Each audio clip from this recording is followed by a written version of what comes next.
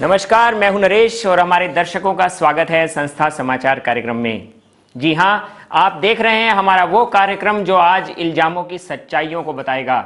इस कार्यक्रम के जरिए हम आपको बता देना चाहते हैं कि किस प्रकार से आज संतों पर इल्जामों का जो दौर चल रहा है उनकी सच्चाइयों के बारे में आपको हम इस कार्यक्रम के द्वारा बताएंगे।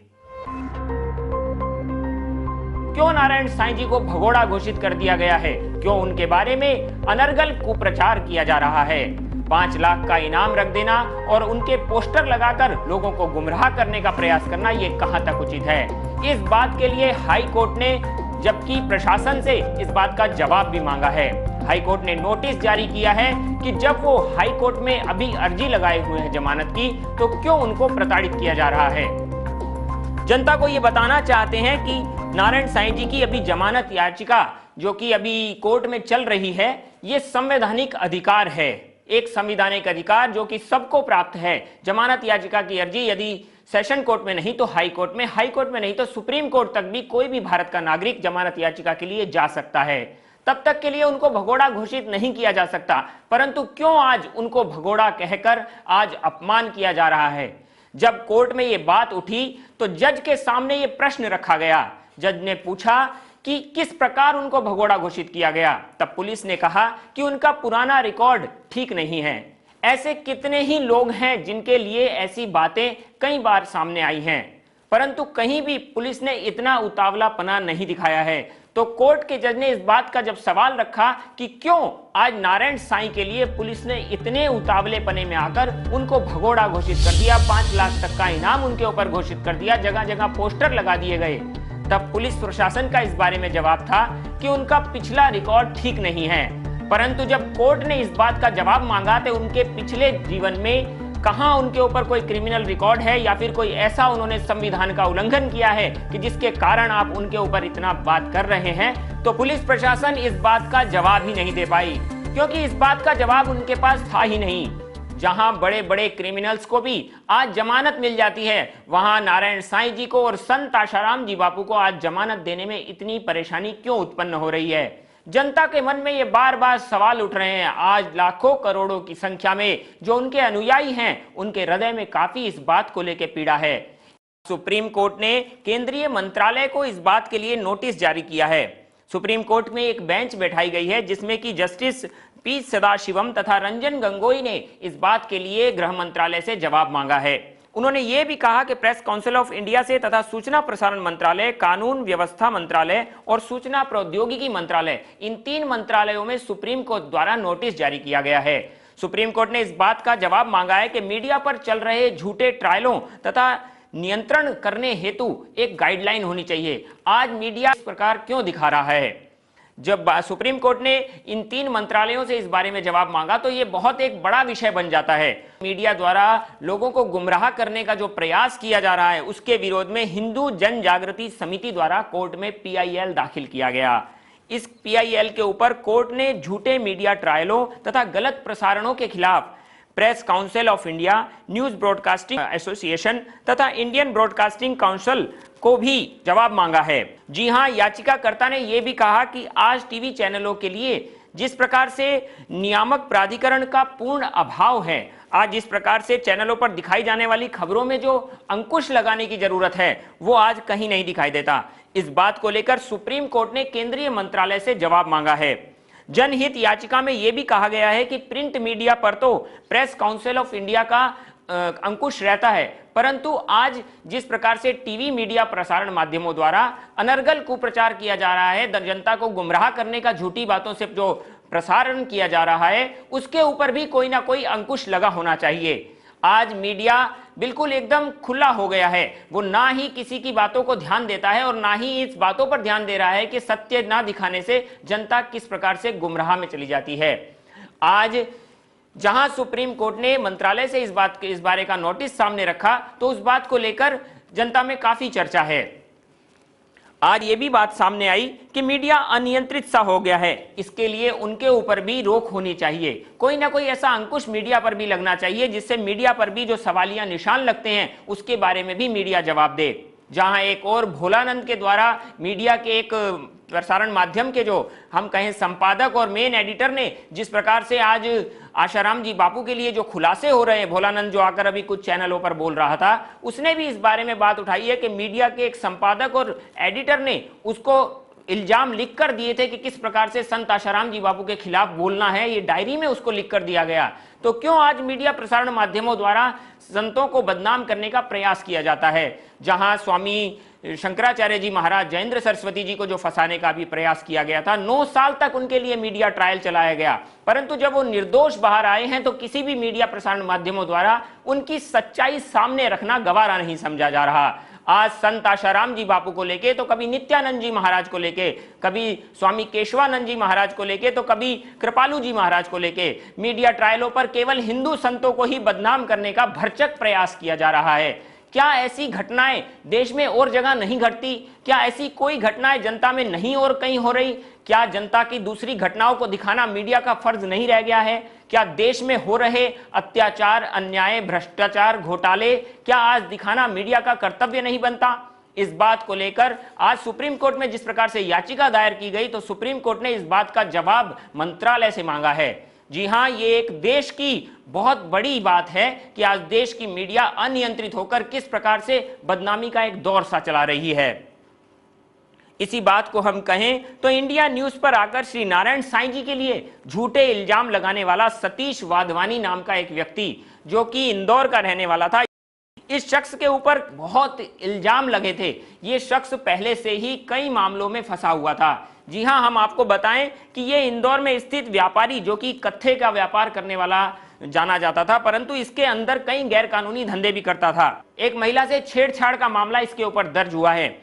ये अश्लील हरकतें किया करता था। इस मामले के अंतर्गत उस महिला ने यह बात लिखवाई है कि महिला के अनुसार शुक्रवार 29 नवंबर को जब महिला घर से बाहर निकली तो इसने महिला को जबरन पकड़कर छेड़छाड़ करने की कोशिश करी, और यह व्यक्ति स्वयं ही जब महिला द्वारा शोर मचाया गया तो वहां से भाग निकला, और जैसे ही लोगों को देखकर ये वहां से भाग निकला तो महिला द्वारा तथा कॉलोनी के लोगों के द्वारा पुलिस में रिपोर्ट दर्ज करवाई गई। ये सतीश वाधवानी नाम का हम दर्शकों को बताना चाहते हैं कि ये सतीश वाधवानी नाम का ये वही व्यक्तित्व है जो आज नारायण साईं जी के ऊपर अभी कुछ ही समय दिनों पूर्व चैनलों पर आकर अनर्गल कुप्रचार कर रहा था। संतों को बदनाम करने के लिए जो खुद चरित्रहीन लोग हैं, उन लोगों को लाकर बड़े बड़े संतों को बदनाम करने का आज बहुत बड़ा प्रयास किया जा रहा है। आज ऐसे ही कहें महेंद्र चावला हो या अमृत प्रजापति हो, महेंद्र चावला भी ऐसे ही कई केसों में फंसा हुआ है। उसके ऊपर भी कई इल्जाम तथा कई क्रिमिनल केस दर्ज हैं। अमृत प्रजापति ने तो हद ही कर दी थी जब अपनी ही पत्नी को अपने हाथों से बुर्का पहनाकर मीडिया के सामने खड़ा कर दिया था। अपनी ही पत्नी को बुर्का पहनाकर खड़ा करने वाला ये अमृत प्रजापति कितना घिनौने किस्म का इंसान होगा, जनता स्वयं ही सोच सकती है। आज इस प्रकार से भोलानंद जैसे क्रिमिनल्स के आज खुलासे खुलकर सामने आ रहे हैं, जो कि ड्रग्स की सप्लाई किया करता था और कई हथियारों की तस्करी किया करता था। सीरियल मर्डर के अंतर्गत भी ये भोलानंद पाया गया है। आज अमृत प्रजापति जैसे, भोलानंद जैसे तथा महेंद्र चावला जैसे, राजू चांडक जैसे तथा अनेक कई ऐसे जिनको आश्रम द्वारा निकाल दिया गया, जो कि अपने आश्रम के नियमों का ही पालन नहीं करते थे। आश्रम के अंतर्गत रहकर भी इन्होंने कई गोरख धंधे चालू रखे हुए थे, गरीबों को परेशान करना, महिलाओं से छेड़छाड़ करना। जब आश्रम की संस्था द्वारा इन लोगों को समझाया गया तो ये नहीं माने। आज जब संस्था द्वारा इनको निकाल दिया जाता है तो यही लोग बाहर खड़े होकर भारतीय संतों को बदनाम करने का प्रयास करते हैं। जी हाँ, ये लोग काफी शातिर दिमाग के लोग हैं और भारत के नहीं पूरे विश्व में क्रिमिनल्स किस्म के इंसान हैं। ये लोग इतने खतरनाक किस्म के इंसान हैं कि इनसे पुलिस ने जब राज ढूंढने शुरू किए तो ये हथियारों की तस्करी में पाए जाते हैं, सीरियल मर्डर में ये लोग पाए जाते हैं। तो इन लोगों से को चैनलों पर लाकर जिस प्रकार से लोगों को गुमराह करने का प्रयास किया जा रहा है, तो ये भी एक काफी निंदनीय है। जनता में आज कहीं ना कहीं ये सवाल खड़ा हो गया है कि ऐसे क्रिमिनल्स लोगों के द्वारा आशाराम जी बापू और नारायण साईं जी को किस प्रकार से बदनाम करने का जो एक प्रयास किया जा रहा है, बहुत ही जनता को गुमराह करने का प्रयास है और खतरनाक प्रयास है। जनता गुमराह नहीं हो और इस बात को सच्चाई से जानने का प्रयास करे। ये लोग जिस प्रकार से आज एक सच्चे संतों को 75 वर्ष, जिनकी उम्र के 75 वर्ष समाज की सेवा में निकल जाते हैं, ऐसे संतों को बदनाम करते हैं। बार बार आप आज तक देखिए कि हिंदू संतों पर जितने भी इल्जाम लगे हैं लगभग सारे के सारे ही निरर्थक पाए गए हैं। चाहे हम जगत गुरु शंकराचार्य जी की ही बात करें, कांची कामकोटि के पीठाधीश्वर श्री जयेंद्र सरस्वती जी महाराज आज निर्दोष बाहर तो आए ही हैं। केवल वो ही नहीं, उनके साथ जुड़े हुए 23 लोगों पर भी जो आपराधिक मामला चल रहा था वो भी एकदम निर्दोष पाए गए हैं। अब उनके जीवन के 9 साल जो कानूनी प्रक्रिया में गए, जो पैसा खर्च हुआ, भारत का जो समय खर्च हुआ, जो चीज भारत के विकास में जाना चाहिए था, जो भारत की एक उन्नति में चीजें खर्च होनी चाहिए थी, वही इन आपसी लड़ाइयों और झूठे इल्जामों के बीच में खर्च हो रही है। तो ये कहां तक उचित है? जब वो लोग न्याय प्रक्रिया में एकदम निर्दोष पाए जाते हैं तो वही मीडिया एकदम जैसे उनको सांप सूंघ गया हो और उनका मुंह सिला हुआ सा प्रतीत होता है। क्यों वो सच्चे संतों के बारे में दिखाना उचित नहीं समझ रहे?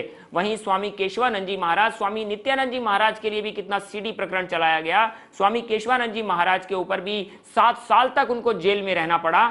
आज जिस प्रकार से डिबेट पे डिबेट की जाती है, चैनलों पर अनर्गल लोगों को बुलाकर संतों को बदनाम पे बदनाम किया जा रहा है, झूठे इल्जाम जो कि कभी सिद्ध ही नहीं होते। जैसे अभी बात करें कि कुछ चैनलों पर यह चला था कि आशाराम जी बापू के आश्रम में दबाव में आकर लड़कियां आत्महत्या कर लेती हैं, परंतु महिला आयोग की श्री लीला बहन अंकोलिया द्वारा जब महिला आश्रम में भरपूर जांच की गई, एक एक लड़की से अलग बुलाकर बात की गई, घंटों घंटों तक ये सर्च ऑपरेशन चला पूरी सर्च टीम का, परंतु कहीं भी कोई ऐसा तथ्य नहीं पाया गया और ना ही किसी महिला द्वारा ये कोई आरोप लगाया गया कि संत आशाराम जी बापू द्वारा कभी कोई दबाव डाला जाता है। कितनी ही महिलाएं आश्रम में आती हैं तथा अनुष्ठान करके ध्यान, संयम, सदाचार की शिक्षा पाकर जाती हैं। महिलाओं का आश्रम अलग है, पुरुषों का आश्रम अलग है, तो फिर क्यों आज गैर कानूनी तरीके से उनको फंसाने का प्रयास किया जाता है?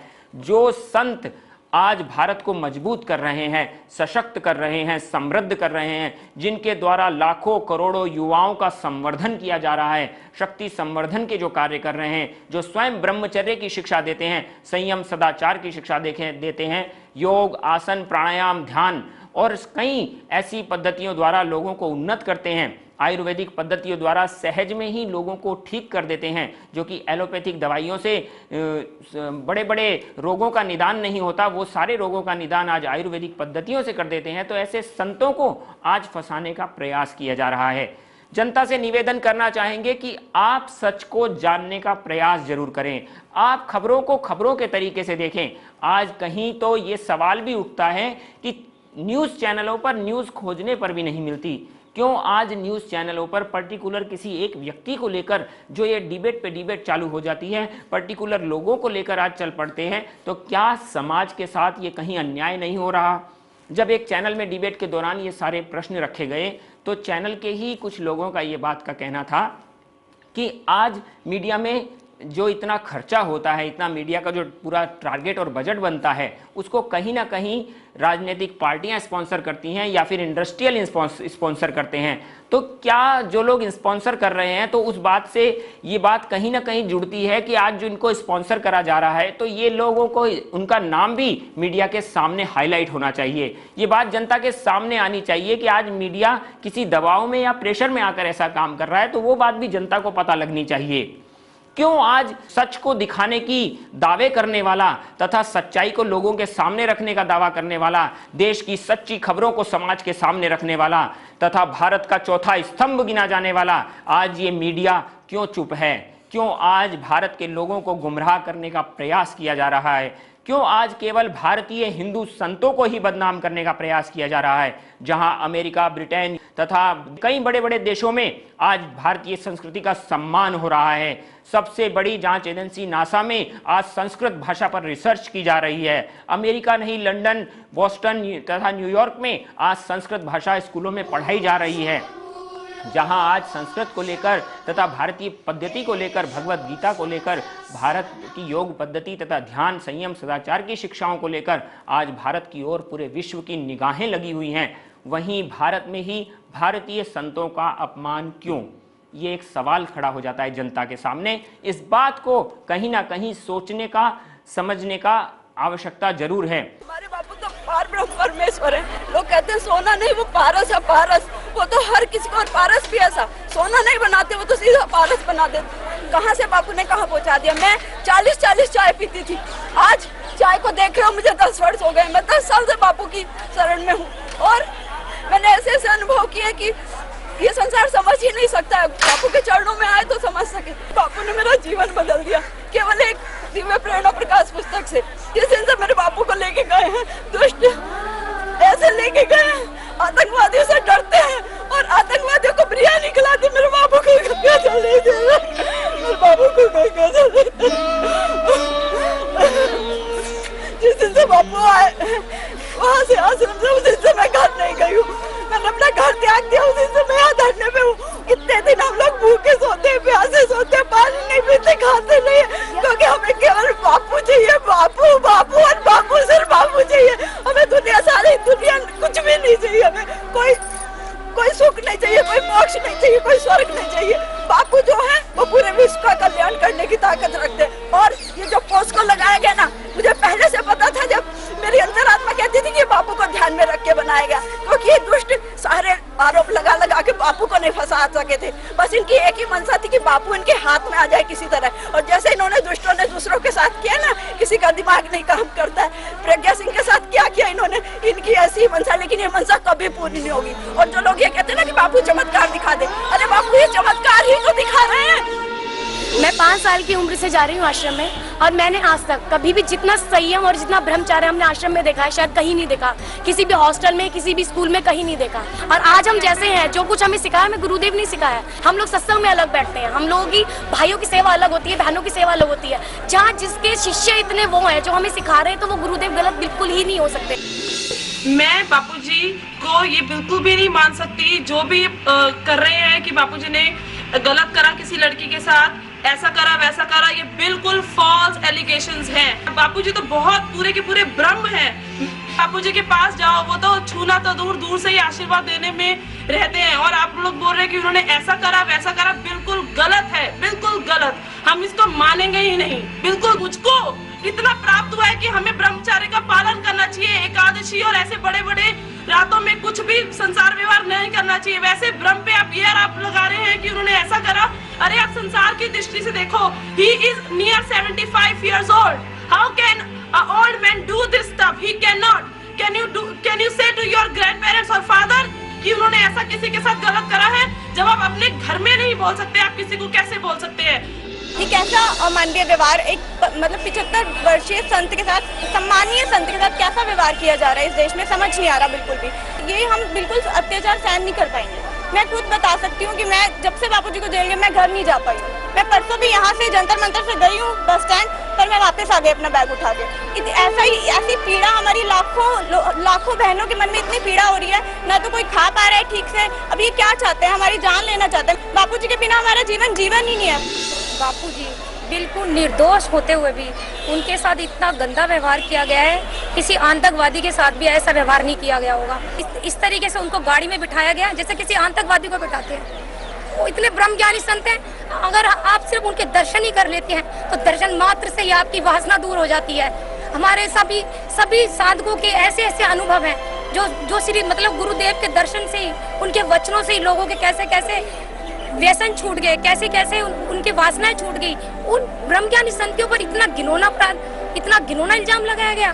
ये ऐसा क्यों हो रहा है? हमारे समाज में बारी बारी से संतों को ही क्यों बदनाम किया जा रहा है? हमारे गुरुदेव को इन्होंने सारे समाज में सिर्फ उनको बदनाम करने के लिए ये एक सोची समझी साजिश है।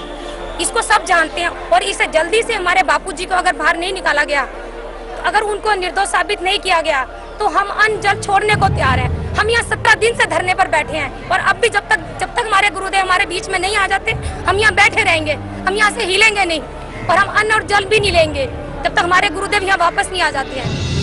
बापू सिर्फ आजकल माताओं को, भाइयों को ही नहीं, बल्कि जो ज़्यादा ध्यान दे रहे हैं वो युवा पीढ़ी पे दे रहे हैं। जो हम जैसे युवा पीढ़ी, यंगस्टर्स जो खराब हो रहे हैं, सिगरेट्स, ड्रग्स, दारू पी रहे हैं, ये कर रहे हैं। लड़कियाँ भी कहीं पीछे नहीं हैं। मैं भी उनमें से कहीं एक हूँ जहाँ क्लब्स जाती थी, दोस्तों के साथ घूमती थी, मूवीज देखती थी, मुझे कुछ नहीं पता होता था। बापू की शरण में आने के बाद मैंने सब कुछ छोड़ा है। हमारे बापू दिल की धड़कन है, पूरे देश समाज की धड़कन है बापू। अगर धड़कन ही नहीं तो कुछ भी नहीं बचा। उस ब्रह्मज्ञानी पे इल्जाम लगा रहे हो जिन्होंने विदेशियों की वैलेंटाइन डे को हटा के मातृ पितृ पूजन दिवस की सुंदर प्रेरणा दी। उस भगवान के लिए जुल्म कर रहे हो जिस भगवान को माता पिता के पास हम बाल संस्कार की सेवा करते हैं, माता पिता के पास जाते तो हमें धन्यवाद देते। स्कूलों में टीचर्स कहते बहन हमें आज तक नहीं पता था, हमारे बच्चों ने कभी हाय हेलो के सिवा कुछ नहीं सीखा।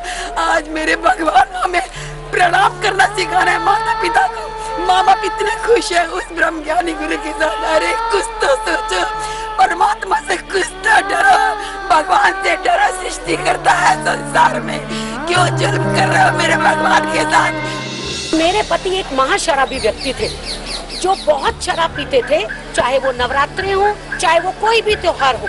दीक्षा लेने के कुछ सालों के बाद मेरे पति ने सबसे पहला कार्य किया, शराब छोड़ी। अगर आप चाहते हैं इस देश में इस देश का भला करना, और मेरे बापू तो विश्व का भला करते हैं, मातृ पितृ पूजन मनाना, आप चाहते हैं बाल संस्कार चलना, बच्चों का अच्छे बनना, उज्जवल भविष्य का निर्माण करना, शराब छूट जाना, सिगरेट छूट जाना, खाइए ना 100 रुपए की दवाई जो मीडिया वाले आपको बार बार ब्रेकिंग न्यूज में देते हैं। मैं कहती हूँ आप उस न्यूज को, आप उस दवाई को खाकर देखिए, 1,000 रुपए की दवाई अगर आराम आ जाए तो। मैंने ऐसी बहुत सारी दवाइयाँ अपने पति को खिला ली, आज तक आराम नहीं आया। आराम आया तो मेरे संत के चरणों में आकर आया। इसलिए मेरी आपसे प्रार्थना है सभी देशवासियों से कि मीडिया के कुप्रचार सुन के भ्रमित ना हो। मीडिया केवल नौकरी के लिए ऐसा कर रहा है और हम लोग 8 साल पुराना मामला है और तमाम जगहों पे पुलिस जा रही है, छापेमारी कर रही है और यहाँ तक भी कहा जा रहा है इसमें कि इनके साथ रेप किया गया। इन सब चीजों को लेकर के कैसे इसको क्लियर करेंगे आप लोग कोर्ट में कि क्या था? तो ऐसा है कि हर एक रेप केस में मेडिकल एविडेंस जो होता है वो बहुत इम्पोर्टेंट होता है। हमारा ये मानना है कि 10 साल के बाद ऐसे रेप केस में मेडिकल एविडेंस कैसे रहेगा? तो पूरा वो लोग का केस है वो एकदम डाउटफुल है और पीछे से सब जो इंसिडेंट बताए गए हैं वो फैब्रिकेट किए हैं।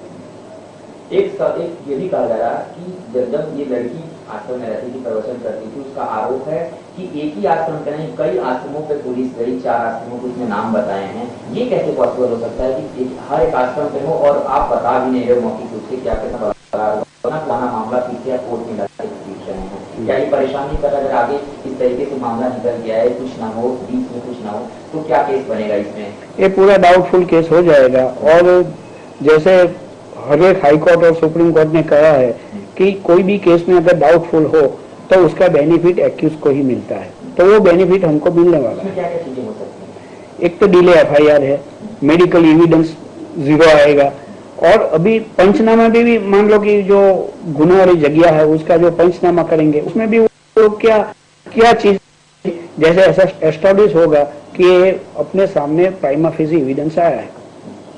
ये कहा जा रहा है नारायण साईं बयान नहीं दे रहे हैं, भाग रहे हैं। इस केस से इनका क्या तात्पर्य? अगर वो बयान देते हैं पुलिस हिरासत में नहीं होती, क्योंकि पहले पुलिस जांच की प्रक्रिया पूरी कर लेगी, उसके बाद से नारायण साईं अरेस्ट हो सकते हैं। जो भी ऐसी बात है कि अगर नारायण साईं हाजिर हो जाए पुलिस के सामने तो वो 100% उसको अरेस्ट कर देंगे, क्योंकि वो लोगों ने जो एफआईआर रजिस्टर किया है वो पहले इन्वेस्टिगेशन करने से पहले ही कर दिया है। अगर इन्वेस्टिगेशन करना चाहते तो एप्लीकेशन के आधार पे भी वो इन्वेस्टिगेशन कर सकते थे, लेकिन जब नारायण जी ने सूरत सेशंस कोर्ट में अग्रिम जमानत के लिए एप्लीकेशन फाइल किया है, मामला गुजरात हाई कोर्ट में सीआरपीसी 482 के हिसाब से चल रहे हैं, तो वो एब्सकॉन्ड कैसे कहा जाता है? वो अपने डिफेंस के लिए हर एक प्रोसीजर कर रहे हैं। क्या कारण है जो एक नारायण साईं के लिए इतना उतावलापना बरता जा रहा है? जहां कोर्ट ने फटकार लगाई कि कोर्ट से भी डिसीजन लेना उचित नहीं समझा जा रहा, कोर्ट से बात करना उचित नहीं समझा जा रहा। कोर्ट ने इस बात के लिए फटकार लगाई है कि कितने ही क्रिमिनल्स के ऊपर ऐसे आरोप लगते हैं तब तो कोई ऐसा इतनी तेजी से एक्शन नहीं लिया जाता जितना नारायण साईं जी के ऊपर लिया जा रहा है। तो क्यों आज नारायण साईं जी को ही फंसाने का टारगेट किया जा रहा है? या आशाराम जी बापू को ही कहें कि 3 महीने से जेल में रखा हुआ है, ना ही जमानत मिल पा रही है, तो क्यों आज आशाराम जी बापू को फंसाने का प्रयास किया जा रहा है? ऐसे जनता में सवाल उठ रहे हैं। इसलिए जनता के लोगों के द्वारा जो ये सवाल सामने आए हैं वो हम आज लोगों के सामने रखना चाहते हैं। कि किस प्रकार से आज संतों को बदनाम करने का प्रयास किया जा रहा है और संतों के साथ साथ भारतीय संस्कृति पर भी ये बहुत बड़ा आघात है। इसलिए जनता से अनुरोध है कि सच्ची खबरों को जानने का प्रयास अवश्य करें। सच्चाई को जानने का आप प्रयास करेंगे तो सच आपके सामने होगा। आज सुप्रीम कोर्ट में भी इस बात का जो ये सवाल उठा है, जैसे कि इस बात को लेकर, मीडिया के ट्रायलों को लेकर, मीडिया की झूठी खबरों को लेकर, तो ये काफी उत्साहवर्धन करने वाला है। आज जिस प्रकार से और लोगों को भी जिस प्रकार से ये प्रश्न चिन्ह जो खड़े हो रहे हैं, तो भारतीय कानून व्यवस्था में जो बातें अभी रखी हुई हैं तथा कानून व्यवस्था के अंतर्गत चल रही हैं, तो उसके ऊपर पहले से ही डिसीजन दे देना कहां तक उचित है। इल्जाम और उनकी सच्चाइयां आपके सामने ही हैं, बस आप एक बार जानने का प्रयास अवश्य करें। सच से जुड़ी खबरें हम लगातार आपको अपने इसी कार्यक्रम के माध्यम से देते रहेंगे। जुड़े रहें हमारे इसी कार्यक्रम पे, मंगलमय चैनल पर, संस्था समाचार में। नमस्कार।